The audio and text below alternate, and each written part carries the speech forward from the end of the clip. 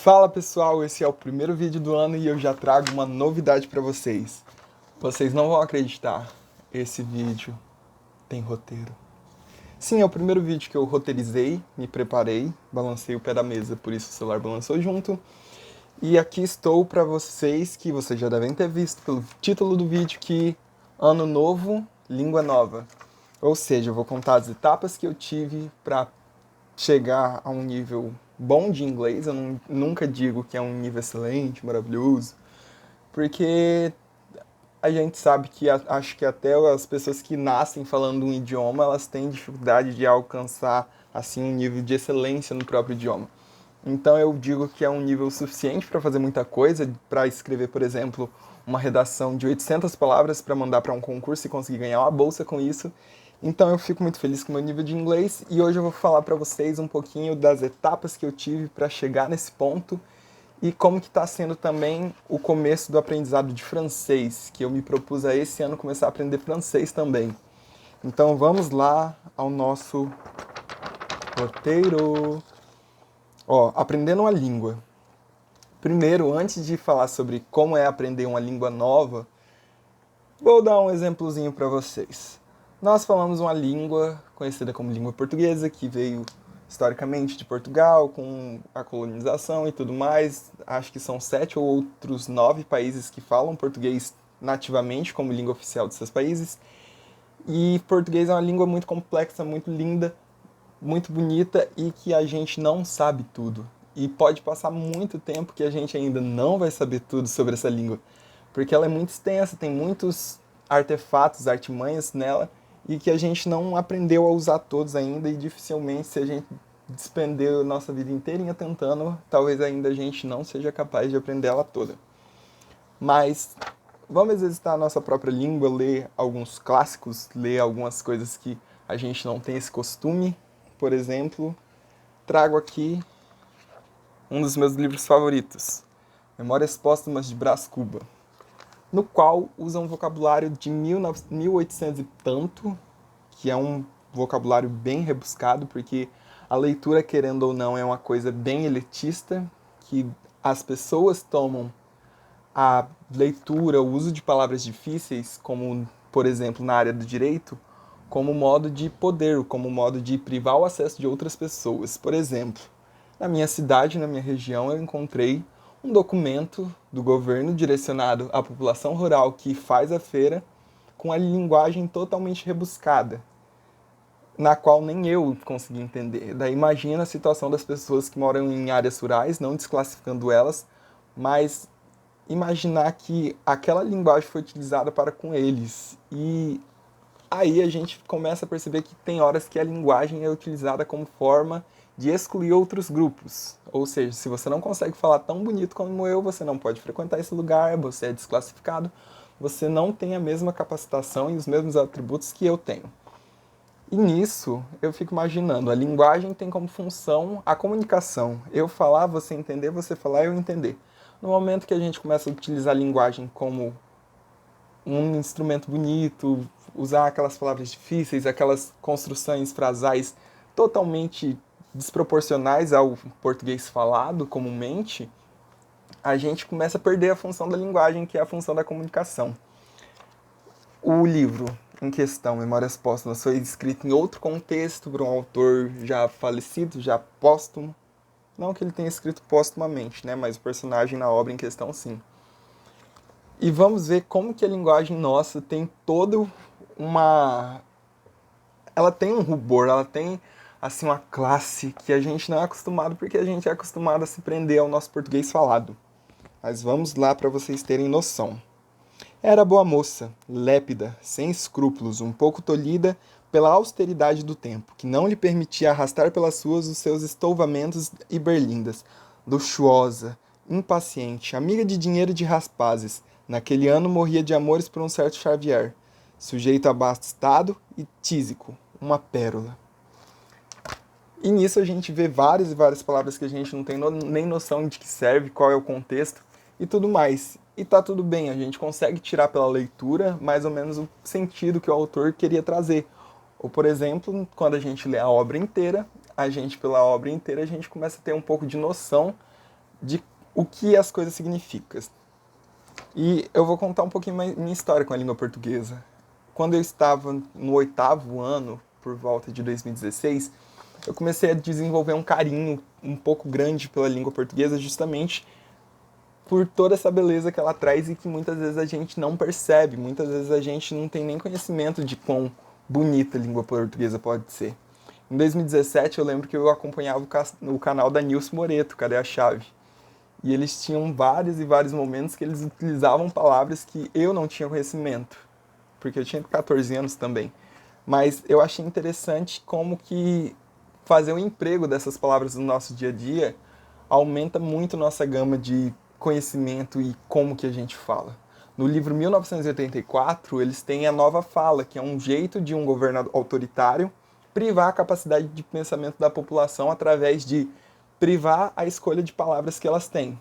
Ou seja, quando você tem um copo verde, meu Deus, a propaganda aqui de bebida alcoólica. Quando você tem um copo verde e um copo branco, mas você não tem palavras para definir verde e branco, você começa a perder a sua capacidade de se expressar. Tem um estudo, eu acho que foi o Atila e a Marino que citou em algum momento, de uma população que tinha a capacidade, ela tinha palavras para diferenciar a cor do céu. E quando essas palavras são trazidas para outras populações, elas só conseguem falar azul. Mas eles conseguiam denominar a quantidade de azuis por causa de quê? Porque eles tinham palavra para isso e com essas palavras eles conseguiam se expressar melhor. Então, indico vocês pesquisarem A Nova Fala, de 1984, que é um livro excelente, escrito em 1948. E utilizar o tempo livre para fazer essas pesquisas. Eu, por exemplo, aprendi várias palavras assistindo a Nilce, do Cadê a Chave, e era uma coisa prazerosa, era um lazer que eu tinha. A leitura também é outro lazer que te traz um amplo, como eu poderia dizer? A leitura traz um amplo vocabulário para você em páginas e você pode fazer isso se divertindo, não precisa necessariamente ser uma leitura assim de clássicos. Tem muitas pessoas que glamouriza a leitura de clássicos, mas se não for de seu interesse, você não tem a necessidade de ler. Eu, por exemplo, eu amava Percy Jackson, até hoje estou lendo Harry Potter, e é leitura. Não deixe ninguém desclassificar os seus livros ideais por causa de classe, essas coisas. Leia o que você gosta e aí que tá tudo bem. E outra coisa, selecione bem o que você vai ler, na sua diversão, seu passatempo, seu tempo livre. Por exemplo, você pode acompanhar algumas páginas de leitura, pessoas que utilizam esses vocabulários para aprender mais da sua própria língua de uma maneira que você nem vai ver que você está aprendendo a sua própria língua, que você vai passar se divertindo e que não vai ser uma coisa laboriosa, cansativa, chata. E o vídeo já está em 8 minutos e a gente nem saiu da língua portuguesa. É isso. Tá, agora vamos começar sobre aprendendo uma língua estrangeira. Primeiramente, por que você quer aprender essa língua estrangeira? Se você não tiver motivos suficientes, motivos muito bons para querer aprender essa língua, curiosidade suficiente, infelizmente você não vai aprender, você vai parar no meio do caminho e você não vai ter esse ânimo de continuar aprendendo e muito menos chegar ao objetivo que você quer, de conseguir aprender, porque aprender é um processo longo e nunca acaba. Como eu falei no começo do vídeo, tem pessoas que são nativas e nem elas conseguem ter essa capacidade de falar a própria língua com propriedade. E nisso, você tem que manter um objetivo forte para aprender, para você conseguir aprender direito e aprender bem. Eu tinha como objetivo conseguir entender o que eu escutava. Eu gostava de música internacional, mas não me contentava em escutar música internacional sem saber o que a música internacional estava falando. Depois de um tempo, eu comecei a perceber que os filmes tinham a sua linguagem própria e esses filmes eu poderia escutar de uma maneira totalmente diferente se fosse na linguagem original. Musicais que as músicas não são traduzidas em maioria, e eu queria ouvir, assistir o filme e ter 100% do aproveitamento. E nisso, isso foi o suficiente para mim, me bastou por muito tempo para eu aprendesse. E aprender com música e com filmes e com livros que são do seu interesse, vão fazer o aprendizado vai ser muito mais leve e que você não tenha essa preocupação de eu tenho que sentar aqui, eu tenho que estudar por horas e horas e eu tenho que me entediar lendo esses livros aqui e fazer exercícios. Não, eu digo que, por exemplo, eu mesmo não me prendi a fazer exercícios, não me prendi a ler livros didáticos e outras coisas para aprender e me foi suficiente. E agora o processo de aprendizado. Se você não percebeu ainda, você que nasceu no Brasil e fala português, seja pela língua, as duas línguas oficiais do país, que são português falado e o Sistema Brasileiro de Linguagem de Sinais, a Libra, nossas Libras é a sigla correta.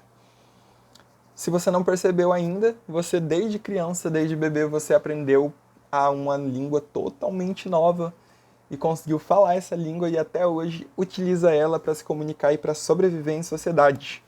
Você, quando tinha seus 6 meses, 7 meses, 1 ano, você já escutava e tentava reproduzir, e com isso, na sua jornada de vida até aqui, você consegue falar português muito bem, e consegue se comunicar, consegue me entender, e consegue falar também o que você está sentindo, o que você quer. Por quê? Porque foi uma necessidade. O nosso cérebro é programado para aprender linguagem para a gente se comunicar entre nós humanos. E a gente, se vocês pararem para perceber, a gente domina a parte que a gente mais utiliza. A língua é dividida entre escutar, ler, escrever e falar.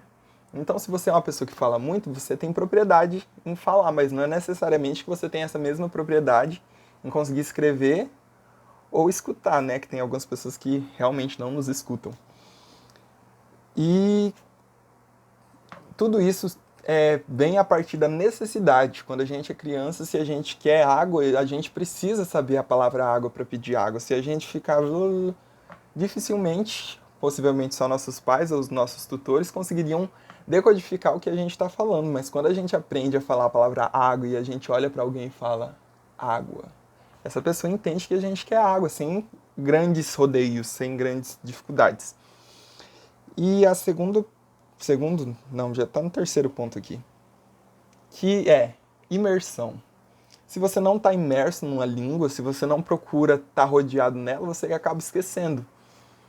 Por exemplo, você tem condição financeira, você paga um curso de inglês e você vai uma vez por semana ter 1 hora de aula.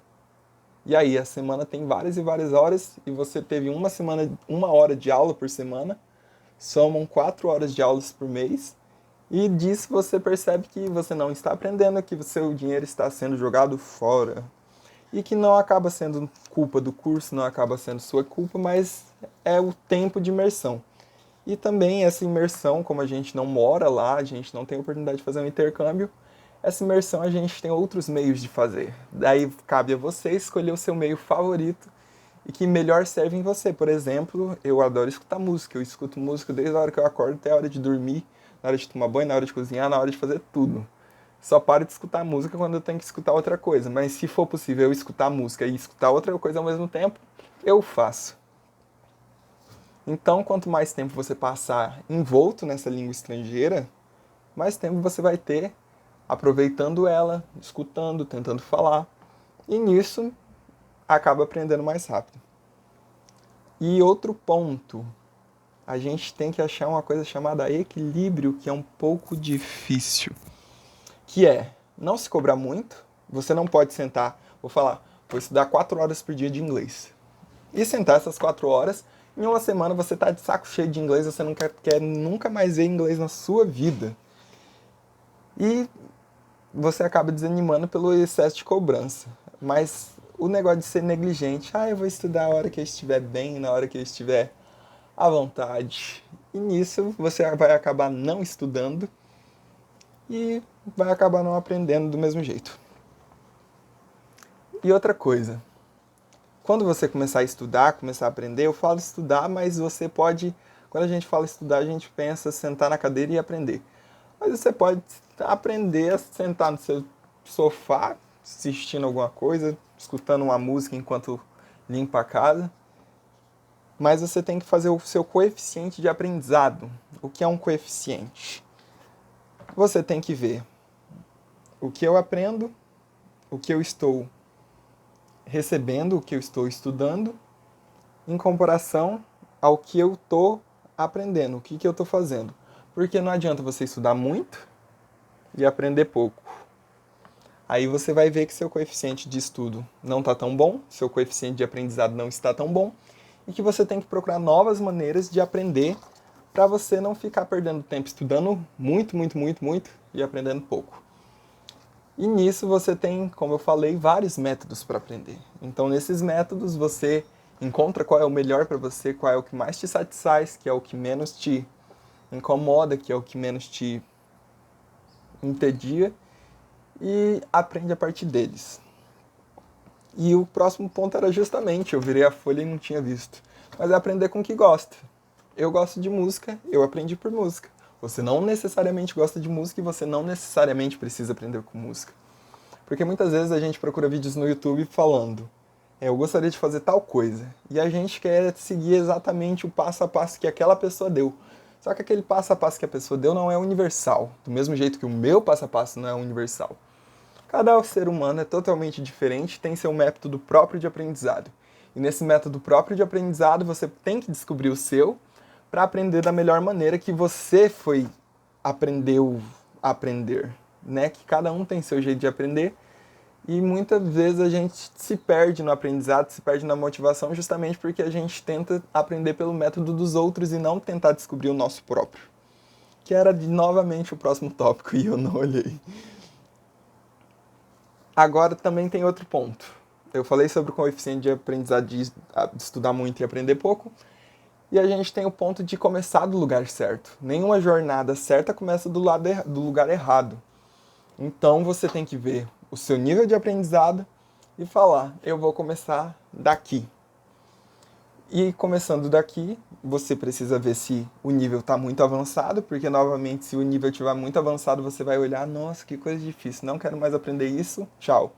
Ou se estiver muito fácil, você vai subestimar, começar a negligenciar e vai não aprender também. Novamente, equilíbrio. E uma coisa engraçada, já está na hora de falar essa coisa engraçada. Eu, por exemplo, aprendendo inglês por muitos anos. Eu comecei a aprender inglês quando eu tinha uns 9 anos e hoje eu tenho 18.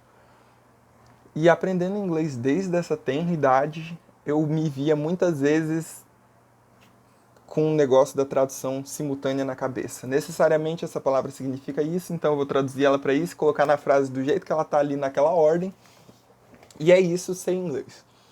Só que a tradução simultânea demora muito tempo para acontecer, porque cada linguagem tem sua estrutura de frases diferente. Cada palavra tem um valor e esses valores não necessariamente precisam ser iguais no português, no francês, no inglês, no espanhol. E com isso a gente se perde bastante nessa questão de tradução simultânea na cabeça. Essa tradução acontece quando você lê alguma coisa em inglês e você precisa transformar palavra por português, reagrupar essas palavras para conseguir finalmente entender o sentido da frase. E nisso você vai gastar um bom tempo de prática, que é justamente a prática leva à perfeição. Practice makes perfect. Não liguem para minha pronúncia, não sou acostumado a pronunciar muita coisa. Então, a prática levando à perfeição, quanto mais você exercita esse mecanismo de tradução e reordenação, mais você consegue fazer isso nativamente na sua cabeça. Então não se importe, é uma coisa natural. E agora uma coisa engraçada que eu descobri, que possivelmente vocês vão descobrir no futuro quando vocês tentarem fazer essa mesma façanha, que é, eu comecei a aprender francês a partir do inglês. E aprender uma língua que não é sua língua nativa, a partir de outra língua que não é sua língua nativa, é uma experiência muito engraçada. Porque quando eu preciso traduzir alguma coisa do francês, eu tenho que mandar para o inglês, e do inglês eu pego para o português. Por quê? Porque eu estou aprendendo a partir do inglês, daí eu estou aprendendo francês. E nessa experiência eu estou me divertindo bastante, porque são 3 línguas ao mesmo tempo rodando, e é uma experiência muito doida. E nisso eu já contei o meu começo de aprendizado do francês. Vocês estão vendo que eu tenho que ficar lendo, né? Esse negócio de roteiro, por isso que eu não gosto tanto, mas é bom que eu consegui ordenar as ideias. Mas, agora eu vou contar por último. Eu acho que ainda não falei tudo, mas 20 minutos de vídeo tá demais, né? Deus me livre. Mas por último, eu vou falar da minha experiência com o espanhol. Eu nunca falei espanhol na vida, fiz uns Duolingos em 2017 e nisso eu fui para uma feira de ciências, MCTEA, no Pará, no município de Abaetetuba.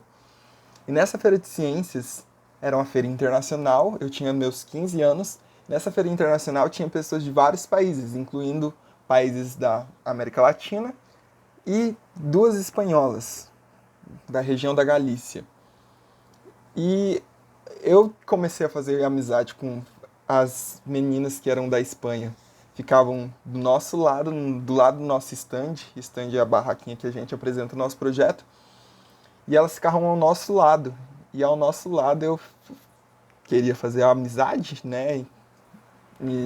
Nós, seres humanos, somos animais sociáveis. E nessa amizade eu me vi com a barreira linguística. E eu descobri que essa barreira linguística não é intangível, com conhecimento básico de espanhol, muito básico mesmo, aprendido em casa. Eu consegui conversar com elas durante essa uma semana de feira e o nosso contato foi muito tranquilo. Depois, por mensagem, eu consegui ainda falar algumas coisas com elas. Só que eu percebi que 3 anos depois, quase 4, não, foram exatamente 3 anos depois.